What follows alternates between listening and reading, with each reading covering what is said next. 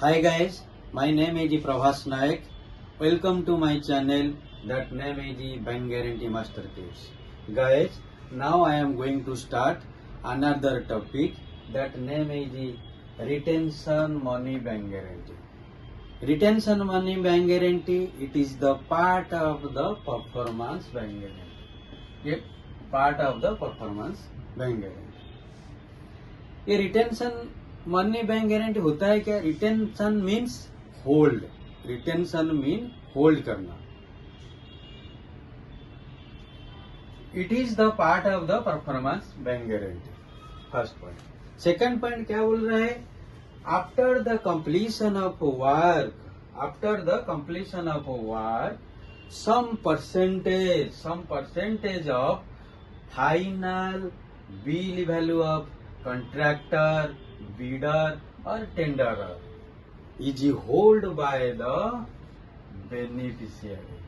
वो after the completion of work, some percentage of the final value of the contractor or bidder or tenderer is held by the beneficiary.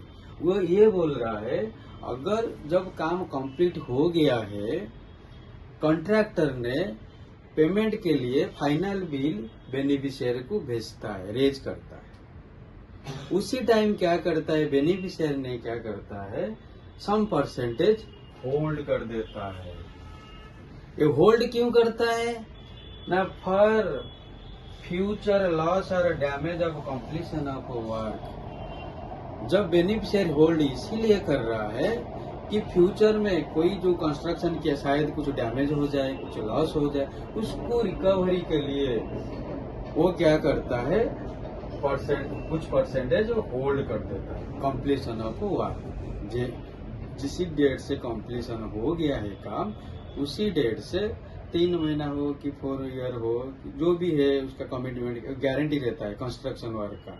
तो उसके अंदर कुछ अगर loss और damage हो जाएगा, अगर फाइनल बिल पेमेंट बेनिफिशियरी ने कर दिया तो ये तो भाग जाएगा. तो इसीलिए क्या करता है? फाइनल बिल पेमेंट के लिए जब आता है तो परसेंटेज होल्ड कर देता है. फॉर इसीलिए होल्ड करता है main purpose for future loss और damage of completion of work, उसको प्रोटेक्ट के लिए वो होल्ड कर देता है. वो है मेन पर्पज. सेकंड. थर्ड में क्या बोल रहा है? Retention money hold money by the beneficiary. Main purpose to release the final bill value of payment of contractor. Contractor ने जो फाइनल बिल रेज किया हुआ उसको रिलीज कर देता है. क्योंकि अगर ये रिटेंशन मनी आपने गारंटी दे दिया, आपका फुल पेमेंट हो जाएगा अकॉर्डिंग योर कॉन्ट्रैक्ट वैल्यू, जो भी है कमिटमेंट एग्रीमेंट के अंदर जो भी था उसी हिसाब से आपको फुल रिलीज किया जाएगा. जब आप रिटेंशन मनी दे दो, डिपॉजिट करोगे बेनिफिशियरी, उसी वक्त आपका फुल एंड फाइनल पेमेंट हो जाता है. उसके बाद क्या होता है? This guarantee is issued for protect the loss और damage of commitment period of completion of work. जिस डेट से जो काम कंप्लीट हमने किया है उसी डेट से कमिटमेंट पीरियड, मतलब 3 ईयर हो सकता है कि 4 ईयर भी हो सकता है, तो वो एक गारंटी रहता है कंस्ट्रक्शन वर्क का. तो जब काम आपने कंप्लीट कर दिया उसी डेट से 3 ईयर तक क्या करोगे? आप गारंटी दोगे मैं काम कर दिया, कोई दिक्कत नहीं आएगा. वही 3 ईयर के लिए हम लोग ने क्या किया? वेट करते हैं. क्यों? और लॉस और डैमेज के लिए और कंप्लीशन ऑफ वर्क, वहां तक हम लोग 3 ईयर के लिए वेट करते हैं. अगर 3 ईयर के अंदर अगर कोई भी डैमेज, कोई लॉस नहीं हुआ तो आपका रिटेंशन मनी गारंटी बेनिफिशियरी आपको रिटर्न कर देगा.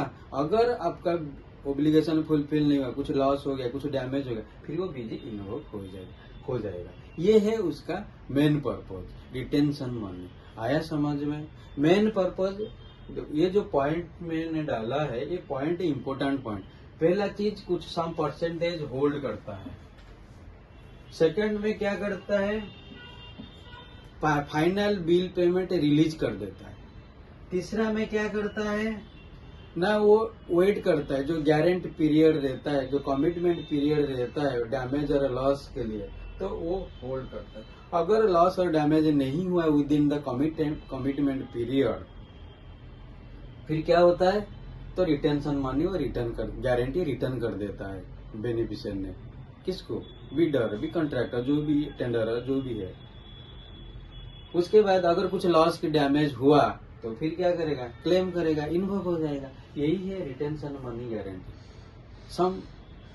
सम परसेंटेज क्या करता है, होल्ड करके रख देता है at the time of submission of the final bill which is raised by the bidder but tender और कॉन्ट्रैक्टर। उसी बात क्या करता है, रेज करने के बाद बेनिफिशियरी ने तो होल्ड कर दिया, तो उसी वक्त क्या करता है, बिडर और कॉन्ट्रैक्टर बोलते हैं ना, मेरा होल्ड मत करो, आपको जो होल्ड परसेंटेज करे ना उसके लिए मैं एक गारंटी इश्यू कर देता हूँ, जो गारंटी आपका जो लॉस और डैमेज के लिए मांग रहे वो आपको रिकवर हो जाएगा। अगर मेरा काम गलत हो गया कि डैमेज हो गया कि लॉस हो गया मेरा कंप्लीशन ऑफ वर्क, तो वहीं से आप रिकवरी करो, मेरा होल्ड मत करो, मैं उसके लिए गारंटी दे रहा हूँ। एग्जाम्पल में कैसे देता हूँ आपको देखिए। सपोज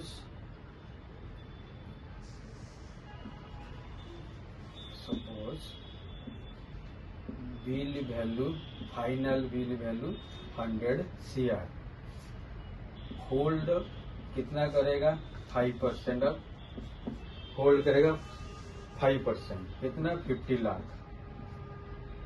50 लाख उसने होल्ड कर दिया। पेमेंट कितना करेगा, 9 करोड़ 50 लाख उसने पेमेंट करेगा।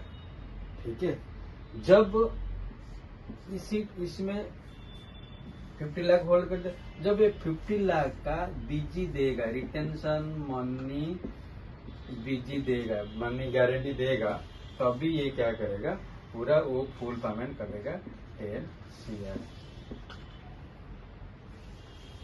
यहाँ पे 50 लाख पहला फाइनल बिल हमने रेज किया था कॉन्ट्रैक्टर कितना, 10 CR। उसके बाद होल्ड कितना किया, परसेंटेज 5% होल्ड किया, 5% का 10 करेगा 5%, 50 लाख। ओके, पेमेंट कितना किया बेनिफिशियरी ने, 9.50। ओके, जब ये 50 लाख होल्ड हो गया, 50 लाख क्यों होल्ड हुआ है, फॉर फ्यूचर लॉस और damage of completion of work. जिसी डेट से कंप्लीट हुआ है उसी डेट से 3 ईयर की 4 ईयर के लिए वेट करता है, गारंटी देता है कंप्लीशन ऑफ वर्क का, पर फ्यूचर लॉस और डैमेज के लिए वो 50 लाख होल्ड करता है। उसी टाइम क्या करता है, बिडर ने क्या करता है, व कॉन्ट्रैक्टर क्या करता है, नहीं मैं एक गारंटी इशू करता हूँ। जो गारंटी इशू करता है उसका नाम है रिटेंशन मनी बैंक गारंटी। वो retention of money guarantee issue करता है, जो होल्ड किया था, तो रिटेंशन मनी ऑफ गारंटी उसने देता है। किसको देता है, बेनिफिशियरी को देता है, ये बेनिफिशियरी को ही उसने देता है। जब ये रिटेंशन ऑफ गारंटी देता है, फिर उसके बाद क्या करता है, बेनिफिशियरी ने पूरा 10 CR पेमेंट कर देता है। किसको, बिडर को।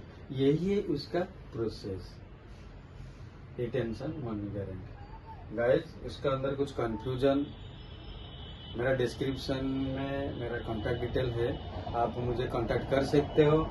क्योंकि कोई भी गारंटी के अंदर कोई भी चीज कंफ्यूजन है, कोई कुछ भी चीज में पूछना चाहता हो, मुझे कॉल करके पूछ सकते हो। मेरा ईमेल आईडी और कांटेक्ट डिटेल है मेरा डिस्क्रिप्शन में, कोई भी चीज पूछ सकते हो।